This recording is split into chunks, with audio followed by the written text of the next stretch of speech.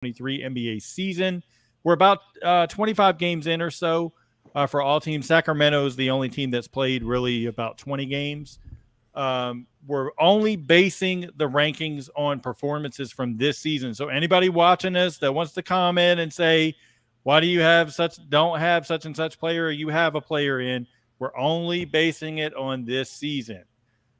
So we're ranking it. How we're going to do it is we're going to count down from 10 to 6 and then 5 to 1. Everybody's going to go through, give the rankings. But first, Matt is the only one that really kind of had a lot of kind of thought with his 10th pick. He had a couple guys that were right there on the cusp. Yes, What really, did it you was have? 9. Okay. It was. I had 6 guys in that 9 to 10 range. So Okay. I said I was going to do 2, 3. I'll go 4, and those 4 in no particular order are Donovan Mitchell, Anthony Davis, Jaylen Brown, and I know he hasn't played much, but Pascal Siakam was my other one Ooh, okay. because he's I didn't been even think really about freaking good. Siakam He's been in really there. freaking, and if he would have been playing this whole time, he'd be in my top 10. Interesting. Yeah, I had Wow. to go there. But I guess Okay. now I'll go now with my 10 through 6. At Mm-hmm. number 10, and I will be perfectly honest before I say the name, Gonz and Pete Toal. He's one of my 2 favorite players in the NBA. He's been fantastic, especially since he's come back from injury. And that's Zion Williamson at number 10. I got Devin Booker at 9. I've got Ja at 8. I have Tatum at 7, and I have Joel Embiid at 6. Okay, solid list. We're going to differ a little bit in order when I eventually get Yeah. to my list. And I'm pretty sure I'm the only one Yeah. with Zion on the top 10. Yeah. Gonzo, so I want to hear what is your 10 through 6. If you want to add anything in on a reason why you have somebody in that 10 spot, 9 spot, 8 spot, and so on, feel free to elaborate. But what's your 10 through 6? Well, I got 2 honorable mentions who I left off the list. Okay. Fortunately, I had to because this person missed quite a few games. Not to say a lot of games, but he missed a few games. Joel Embiid, I took him off the list. And plus, he had a few bad games early on in the first few games of the season when him and James Harden played that first game against Boston. Joel Embiid took awful shots like the first 3-4 games. Mm-hmm. So that's the reason why I left him off. Steph Curry's another one. I know the numbers look great, but the Golden State Warriors are not great. Mm-hmm. And my top 10 are based on teams that are winning, or if they are on the top 10, it's because they're doing above and beyond what one person could do for one team. At least he's clarified it for us, Pete. And at 10, I have Jaylen Brown. He's averaging 27 points a game, 7 rebounds, 4 assists, shooting 51%, 35 from 3, 84 from the line. At 9, Kevin Durant, 30 points a game, 7 rebounds, 5 assists, 55, 35, 92. At number 8, Anthony Davis. He is the reason why the Lakers are moving up the ladder. It ain't LeBron. It ain't Russell Westbrook. It's the AD show. There's a new sheriff in Los Angeles, and his name is Anthony Davis. It is no longer the so-called king, LeBron James. 27 points, 13 boards, 3 assists, 58% from field goals, 29 from 3, 82 from the line. And his team is 3 games back from a playoff spot. I mean, he is the reason. Devin Booker. Come on, people. Put some respect on his name. 30 points a game, 5 rebounds, 6 assists, 50% from field goal, 39 from 3, and 87 from the line. And at number 6, Ja Morant. His team is 4th in the West, 28, 6, and 7. 46 from field goal, 37 from 3, and 74 from the line. Okay. All right. So I gotta ask with Steph, are we not going to account for his November stats: 32 points, 7 rebounds, 8 assists, 71% true shooting.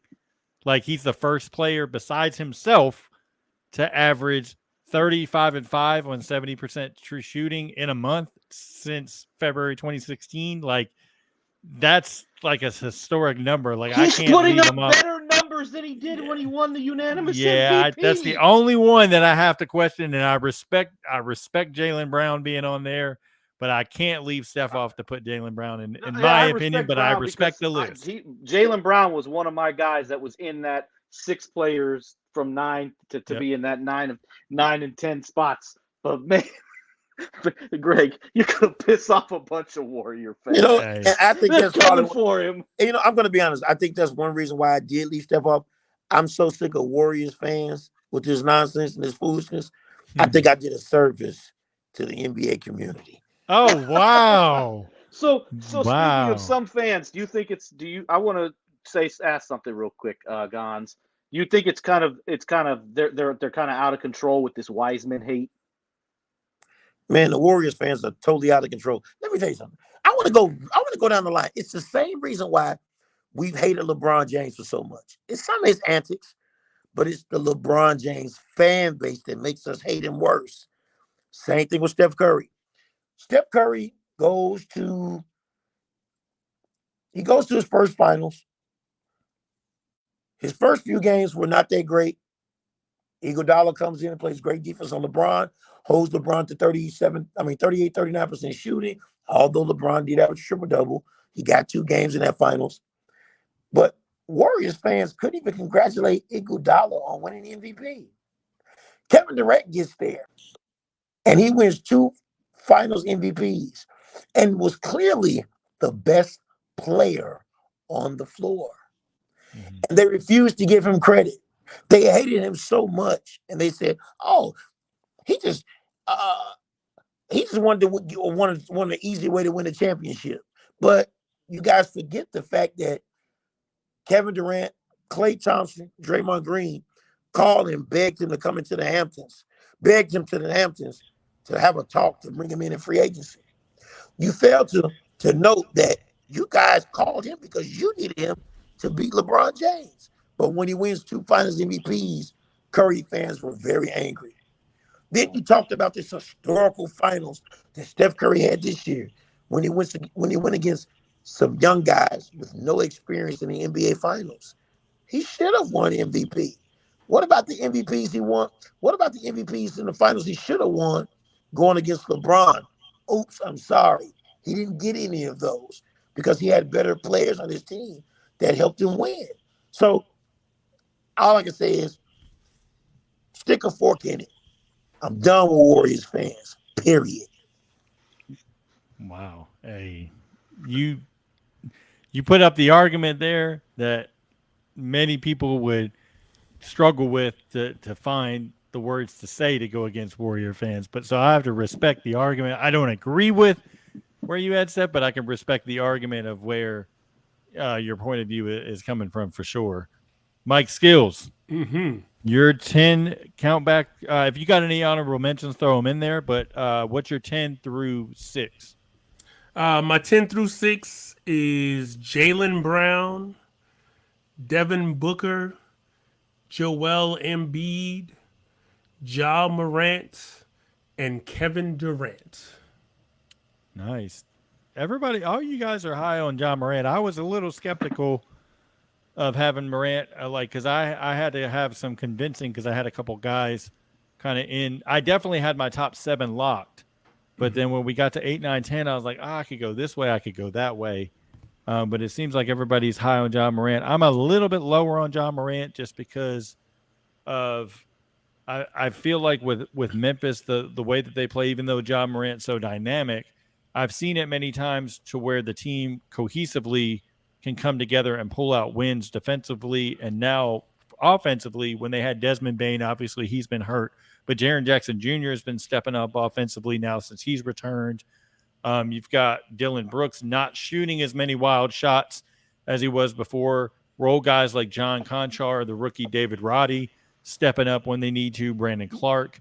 So I kind of had John Morant a little bit lower on my list, but I did have because of struggling with knocking out 8, 9, and 10 for me. I had an honorable mention. I had to pick between two guys. Donovan Mitchell made my honorable mention as my 11th guy because looking kind of stats wise, Donovan Mitchell's kind of been a little bit down from where he was with the hot start in the beginning of the season since Darius Garland came back. No fault to necessarily Donovan Mitchell himself. It's just the impact of what Garland could do offensively in the backcourt and just the dynamics of injuries at that small forward spot. They've kind of pieced guys in and out as well, kind of changes the landscape of the offense a little bit. And it had to make room for my number 10, which is I didn't want to have to do it, but after the explosive performance, was it last night? Anthony Davis is in my 10th spot. I mean, to get this Lakers team to where they were, they started, 2-10 on the season, if I remember They were the correctly? worst team in the NBA through like the first 12, 13, 14 Yep. games. Yeah, and I mean, he's dropping 40 points a game and just killing the rebounds, and he basically looked like his back was going out at any second, and now all of a sudden he looks so dominant. It's like He mean, looks like Pelicans, Anthony Davis, the dominant defense. Absolutely. it's hard to ignore. I mean, 27 and 13 on 58% shooting. He stopped shooting as many threes. He's getting in the post, getting his moves and stuff. You've got to respect that. So he had to be my number 10. I actually have John Morant at 9. Like I said, I do have him lower. I explained why I have him lower.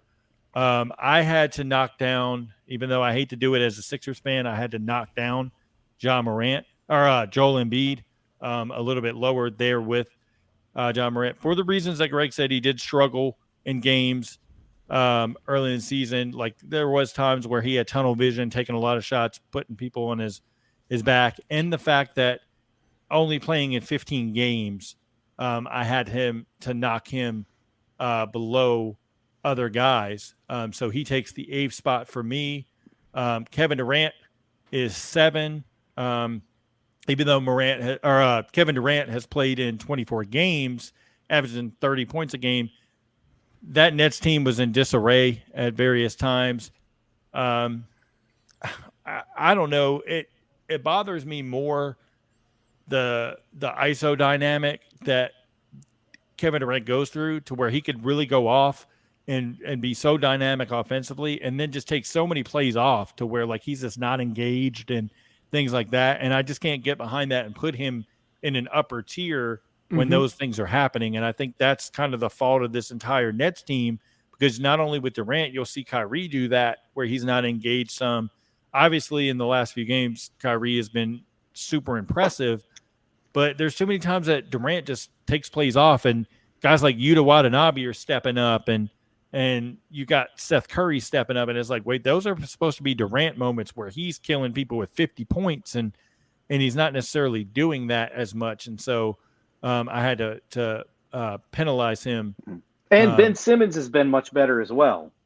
We can leave. Until you just wanted to sneak a Ben Simmons positivity comment. Yes. Hey, President of the Ben Simmons fan club. Yes, hey, I am the captain of the USS Ben Simmons. Yep. Captain, the ship might be sinking. Yeah. And then lastly, I got Devin Booker. I have been impressed by Devin Booker this year, especially with the Chris Paul injuries. Basically, Chris Paul's missed 12 games. Booker's still averaging 30. He's been more efficient this year, not jacking up shots and doing less complaining, which I'm glad to see. Could have been the Kendall Jenner breakup. I don't know. Maybe he got inspired, somewhere like off the court that kind of helped him a little bit. But, You raise a very good point there, Pete. It's just, I wonder, it's got to be something. You get away from the Kardashian clan and things start to look up for you. Yeah, maybe so. But that's unless your name is Kanye West. Yeah. Yeah, we'll save those. Yeah, we'll leave that one alone right there. Yeah, we'll save that for another podcast for sure. All right, I'm going to go back to you, Mike Skills. I'm going to do it a little different than we talked about, because I want to save the last two the last two players. Give me your 5, 4, and 3, Mike Skills. All right. Give me your 5, 4, and 3. All right. At 5, I got Jason Tatum, 30 points, 8 rebounds, 4 assists a night. At 4, I got Stephen Curry, 30 points, 7 rebounds, 7 assists. The 7 rebounds really surprised me. And Nikola Jokic, 23 points, 10 rebounds, 9 assists. Dude is a walking triple-double. Like, and Denver's at the top of the Western Conference, right behind Devin Booker's Suns. Okay. Can respect that. Yeah, like it's interesting looking at a lot of people like kind of put together the early MVP lists and they kind of fluctuate all over the place. I've seen people even put Devin Booker into the MVP discussion, and I kind of had to give like a little side eye. I was like, I don't think. Yeah, but you know what? I think you can make somewhat of an argument for him when you look at team success. His overall numbers are good.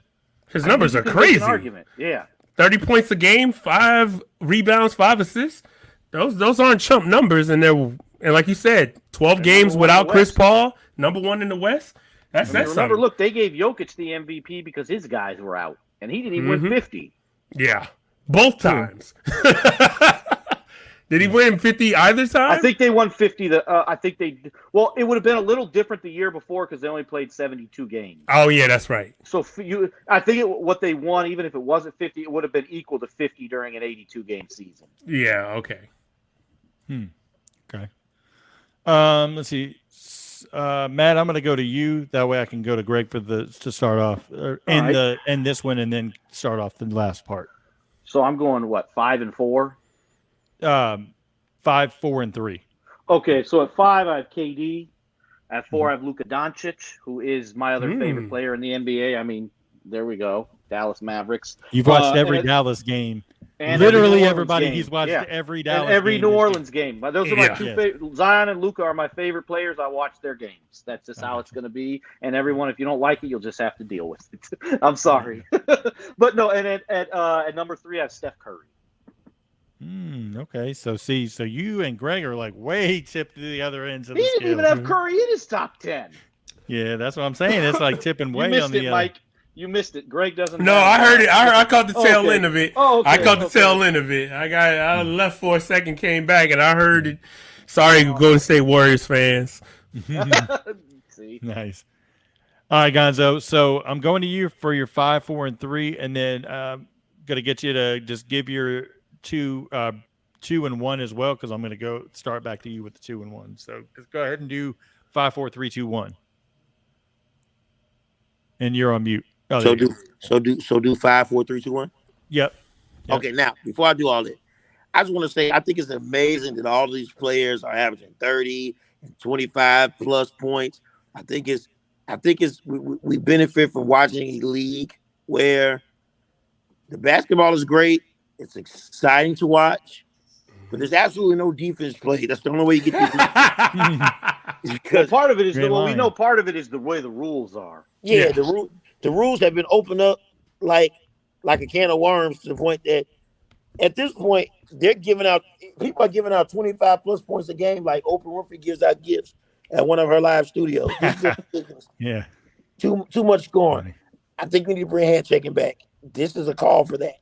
But anyway, at 5, I have your leader of your second place team in the West, the Denver Nuggets, Nikola Jokic, 23, 10, and 9.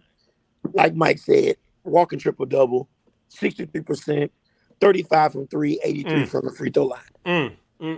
You know, this man is phenomenal. I just wish he had the help. And the teammates around him hope their health stays up to par so that they can make a run deep in the playoffs. At 4, Donovan Mitchell. His team is third in the East. Mm-hmm. He's shooting 49, 44 from 3, 89 from the free throw line. And he's done that with Darius Garland being out a lot of the games in the beginning as well. I'm taking into account winning with a lot of my picks too. Winning does matter. Sorry, Steph Curry. Giannis Antetokounmpo. He's second in the Eastern Conference, averaging 32, 11-6 with 54% from field goal. That 3-point percentage is very anemic, and that free throw up percentage needs to be fixed. But I mean, look what you're doing, and you suck at those two. You suck in those two areas, and your team is still second.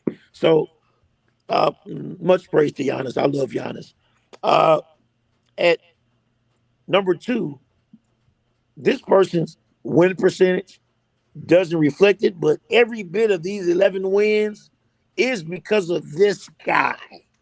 And he's carrying more of a burden than anybody that I know and that I've seen with my own eyes. This is Luka Doncic, averaging 32, 9, and 9, 51% from field goals, 33 from 3, 71% from the line. He's carrying. I think that's the reason why he can't shoot free throws that well. He's carrying such a boulder on his shoulders. He can't shoot the free throws. Too heavy. And he shoots the ball with his palm a lot. That too. Jason Tatum, number 1 team in the Eastern Conference, 31 points a game, 8 rebounds, 4 assists a game, 48% from field goals, 35 from 3, 87 from the line. And one more thing, he's turned into a really good defender, and I think he has a chance to be a great defender. His defense has been much improved. Wow. Okay. I'm shocked that Greg has Tatum at 1 because for context here, he's not a big Tatum guy. Yeah. He's Brown. You've been Brown over Tatum for a while, right? But the way he's playing this year. No, absolutely. I'm the same way. I'm Brown. I've been Brown over Tatum for a while, but you saw my list. I've got Tatum ahead of him. He's been fantastic. Yeah. I'm gonna give my 5, 4, and 3, and then I'm gonna go back to you, Mike and Matt, for your last 2, and then I'll finish it out with my last 2. So my 5th player is, and I kind of had a toss up. So really, 4 and 5 could be interchangeable for me. 5 is Stephen Curry, only because of the record early in the season. They're 7-3 in their last 10, so they have been winning more recently, but the overall record kind of knocked him behind my number 4, which is Nikola Jokic. Jokic has to get help from his teammates. He can't do it all. They're 6-4 in their last 10. As impressive as he has been, my top 2 have just been like so much more impressive. And then my 3rd is Giannis Antetokounmpo, because Milwaukee's been so dominant. Giannis is he's the Greek freak. I mean, what more can you say? Milwaukee has been dominant all season, 16-6 record, but lately in the last 10, they've been trying to figure things out with some small injuries here and there. Now they've got Chris Middleton back. The loss to the Lakers was a tough one. I still don't understand how that was a loss. They ended up losing that one. It's kind of playing down to your opponent oftentimes, but one of the guys like on Thursday, Dallas and Detroit. You play down to your competition, and you let Killian Hayes look like a goddamn all-star. Yeah, and I like Killian Hayes, by the way. I'm not a Killian hater. I will push back on the Bucks' loss to the Lakers. I watched that game 3 out of the 4 quarters, and the Lakers were up from the jump. The Lakers have been playing better. You know, we have to give them props. They righted the ship. They're turning it around. Russ coming off the bench looking good. Anthony Davis in his last 8 or 9 games is putting up Shaq numbers. So, AD and Giannis both had 40 pieces last night, and it came down to Grayson Allen missing a wide open 3 on a sick out of bounds play. And it sounds like LeBron has kind of conceded the reins to Anthony Davis. Oh, he's had to. Right now. Yeah. I love it. We'll see what happens. Yeah. Going forward, I don't know. I'm not confident in that he's going to concede that all season come playoff time and all that stuff. Mike Seals, give me your 5, 4, and 3. Well, I already gave you my 5. Oh, no, I meant give me your 2 and my 1. 2. I'm sorry. Yeah, my 2 is Luka Doncic. Like Gonzo said, dude is damn near triple-double every night. Plus, he's, in addition to the 33 points, 8 boards, and 8 assists, he's getting 2 steals. So he is defending a little bit better this year.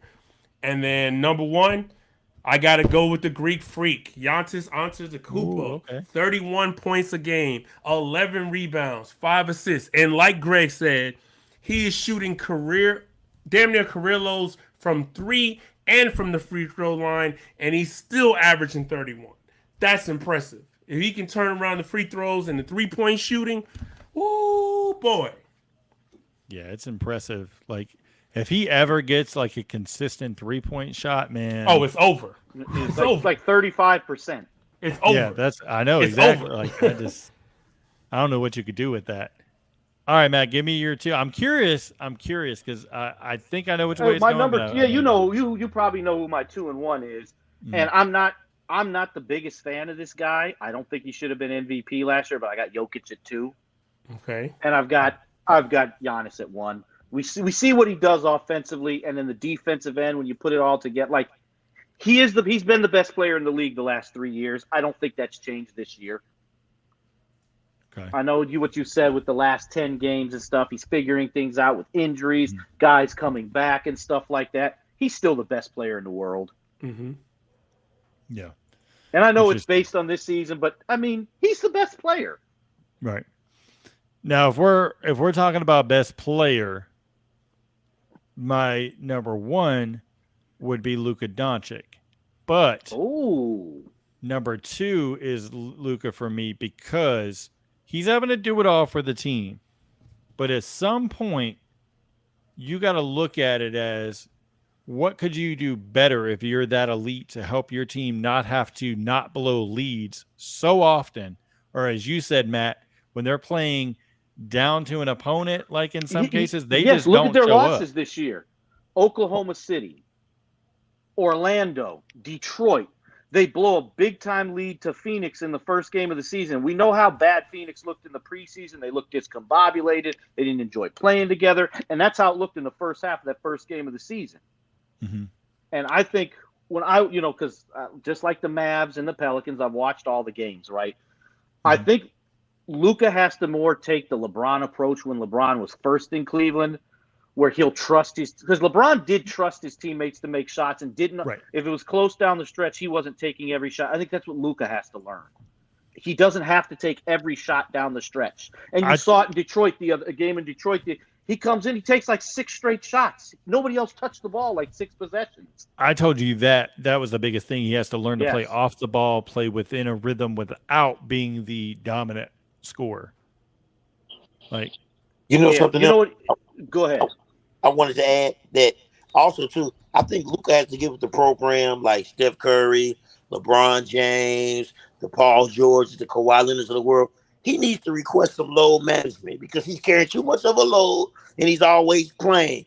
He's the only superstar that I'm seeing now in the NBA who does not take a night off. And he's playing the most minutes, I think, this year, 37 a game.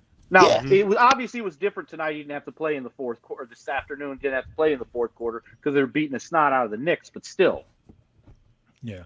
The fact that the Mavericks are 9-3 at home and 2-8 on the road is a big factor too, because it's like when you're on the road, like when you're at home, you got the comforts of family and stuff. You got a support system there. When you're on the road, your top tier players need to be the voices saying, hey guys, we got to get enough rest. We got to make sure that we're up for these games. We're coming in maybe late on a flight and stuff, like really helping prep the team. And Luka seems to me like, he's not necessarily, the most vocal pull guys together kind of guy. And I think that's where the next step for him, maturity wise, off the court will help him on the court as far as teammates go. Cause they're like, okay, this guy's commanding us on the court, and off the court, he's kind of being a guide to us and helping.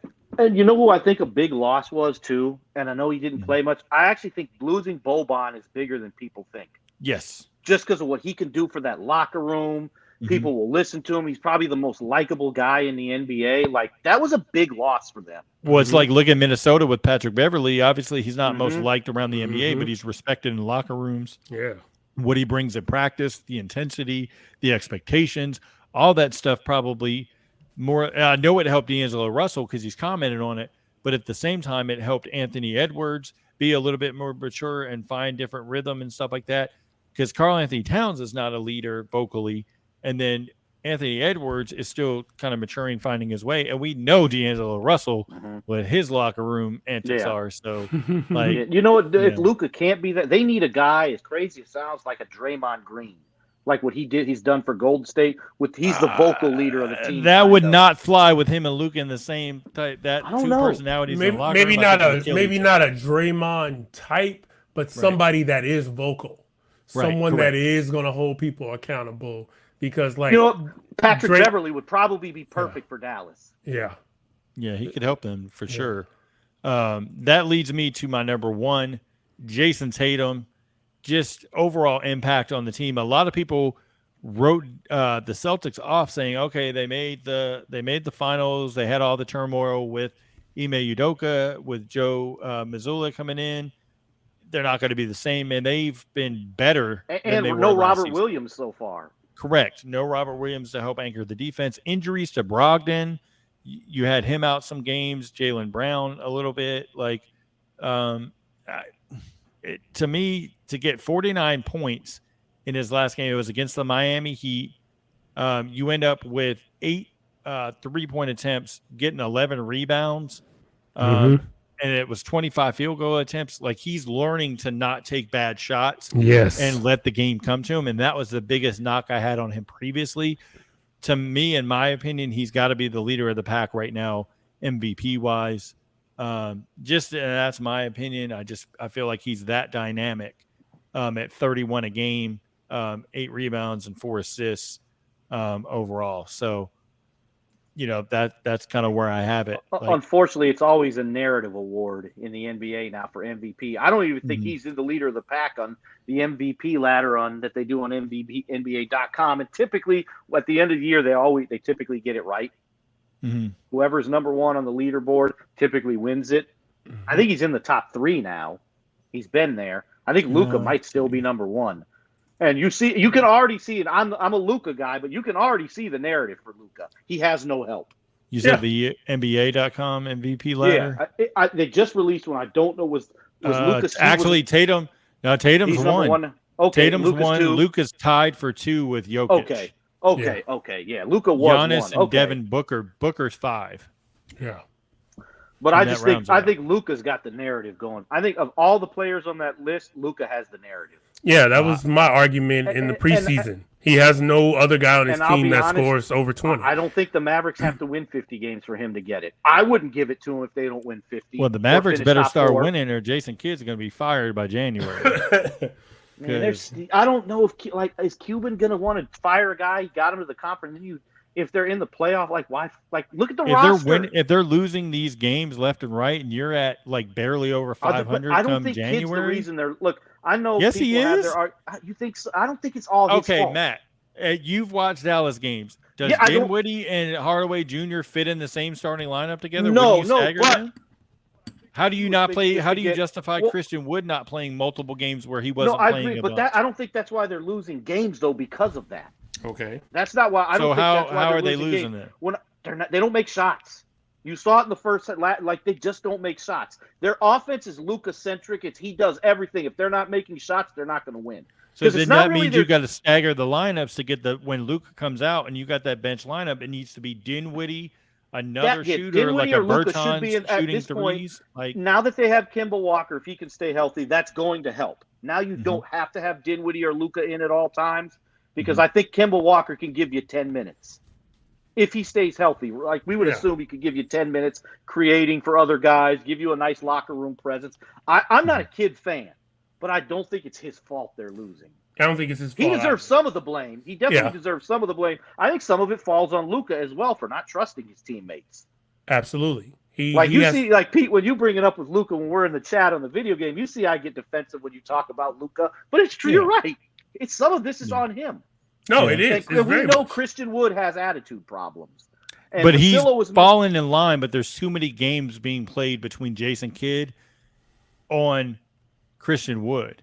Because it's why are you punishing this dude? You know he's in a contract year. You know what he can do, capability offensively. He's trying on defense. Obviously, he's not great defensively, but he's trying. He is their second best player. Yeah. But at the end of the day, you're playing with his minutes. Why is he not getting 27, 28 minutes consistently? Yeah, I mean, that you can. Yeah, that's fair to put that on Jason Kidd, but I don't think that's solely why they're 11-11. I mean, me, it's it not. is. It's him not playing Christian Wood. That's not why they lost. Two losses. It's not Two why they lost losses to at the Orlando. end of games. They lost because he pulled Christian Wood early and he didn't play. So two of them were because of that.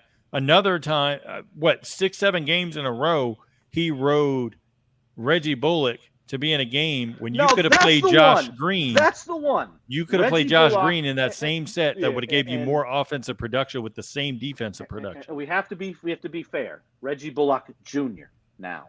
Okay, well. Yeah, but he historically through his career starts off bad the first couple months. And he's been even worse this year. I mean, I get it. He provides a little bit defensively from time to time, but if he's not making shots, put Josh Green in there. Josh Green shooting 48% from 3 on the year, and he gives you defense and energy. And you want that spark. You always talk about when we talk about the Mavericks. Well, if you put Josh Green in the starting lineup, you're going to lose that spark. Yeah, off I don't the bench. think you have to put him in the starting lineup to give him. See, I think you would. You basically would replace Dinwiddie to put him on the flip-flop Dinwiddie and Green. Yeah, because Green and Hardaway fit better in the starting lineup. Correct. And then to totally make Bullock's minutes obsolete, you play Jaden Hardy a little bit. That's one thing I do agree. I would like to see what he can do because just to see what's a 5, 6, 7 game sample going to do. It's not going to hurt that bad. If you look at his G League sample size, he's been really freaking good. He's like he's lights out offensively. He's getting buckets. Give him a chance. Yeah. I mean that's where the coaching does. I'm not saying he's not like Kid deserves no blame, but I don't think it's all his fault. I'm gonna tell you what you got, Greg? I think it's a combination of things too. Like if you look at that game in the fourth quarter the other night, after Christian Wood hit that 3, I think he had 2 plays after that where he drove to the basket and he missed 2 easy layups.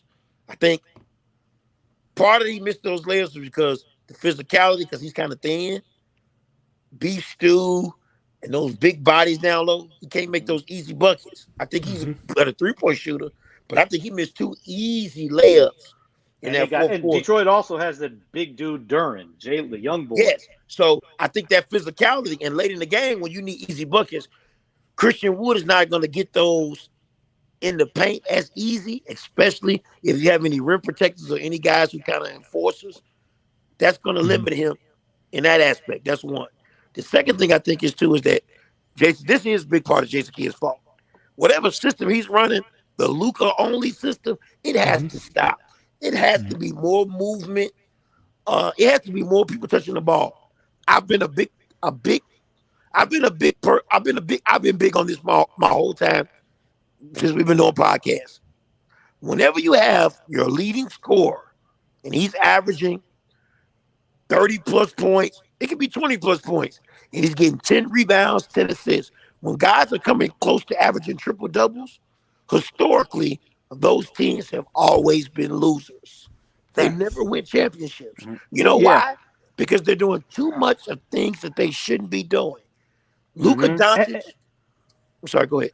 No, I was going to say because you were talking about movement, they can get more movement, but to get him off the ball, just drop him in the post more.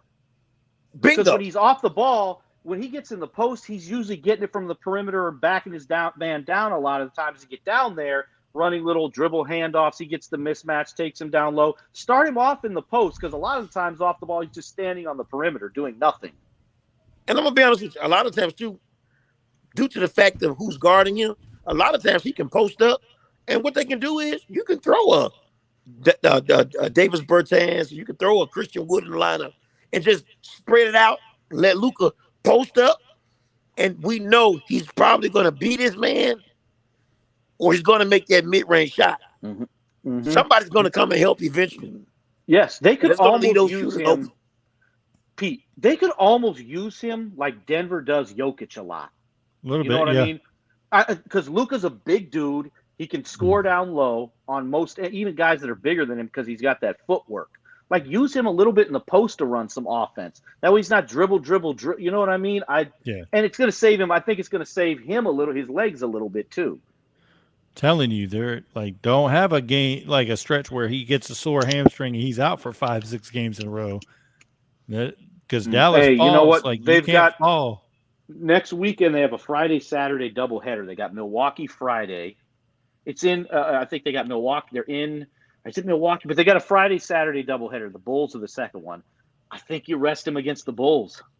Yeah, that's a You got to tough sit him. one. I think you have to, Yeah, the especially way if the Bulls are Kemba's playing back. at this point, you might pull it out like Yeah. anyway. Hey, So and I'm glad to say none of us had Zach LaVine even in consideration or DeMar DeRozan, and I think DeRozan's a fine player.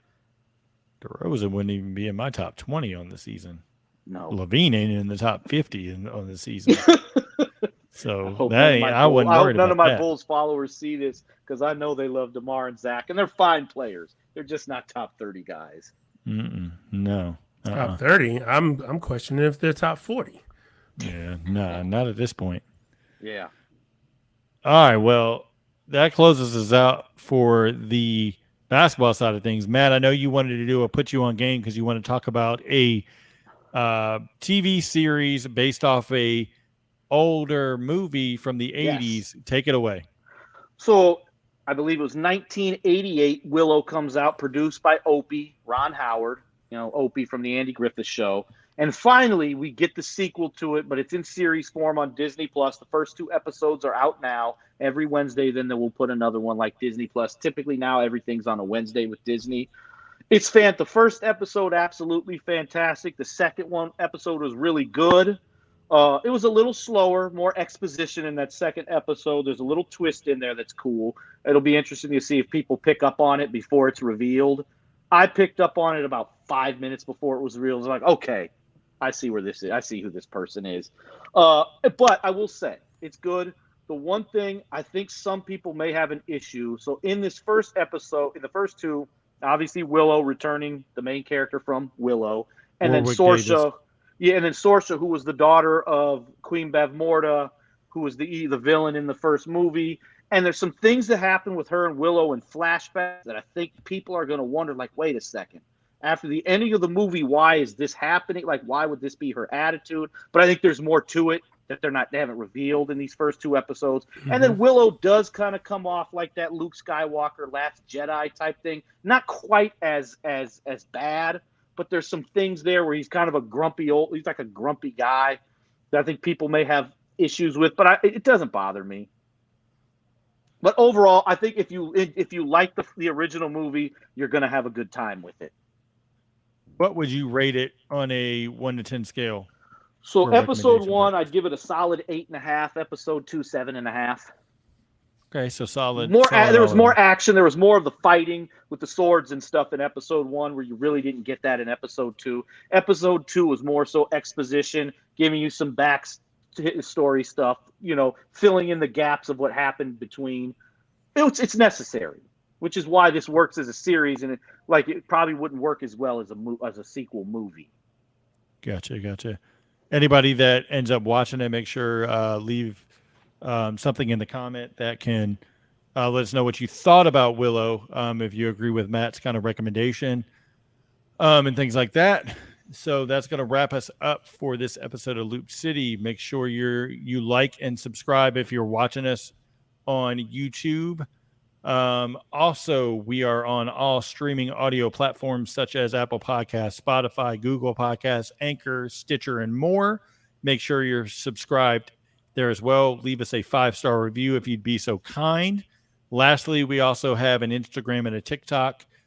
We've got to get better about making some small clip contents going forward, but we do have those channels. If you'd be so kind, subscribe there as well. Thanks everybody for tuning in. We're Loop City and we're out.